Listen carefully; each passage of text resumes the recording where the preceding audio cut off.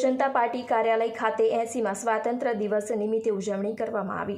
વડોદરાના કારેલીબાગ વિસ્તારમાં ભારતીય જનતા પાર્ટી કાર્યાલય ખાતે આજરોજ 80મા સ્વાતંત્ર્યતા દિવસ નિમિત્તે ભારતીય જનતા પાર્ટીના પ્રમુખ ડોક્ટર જયપ્રકાશ સોનીના વરદ હસ્તે ધ્વજવંદન કરવામાં આવ્યું, જેમાં તમામ વોર્ડના કાઉન્સિલરો તથા મહામંત્રી ઉપસ્થિત રહ્યા હતા।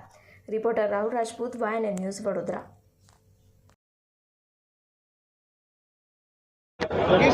80મા સ્વાતંત્ર્ય દિનની પર્વની ઉજવણી ભારતીય જનતા પાર્ટી વડોદરા મહાનગર કાર્યાલય ખાતે કરવામાં આવી। બે યુવાઓ દ્વારા એક ઇનોવેટિવ આઈડિયા સાથે આગળ વધી રહ્યો છે, એ વ્રજ પટેલ અને બીજા ખોપકરજી, જે ખોખોની અંદર સાઉથ એશિયન ગેમમાં ગોલ્ડ મેડલ ધરાવે છે। આવા બંને અલગ અલગ ક્ષેત્રના પ્રતિભાશાળી યુવાઓ દ્વારા ધ્વજવંદન કરવામાં આવ્યું।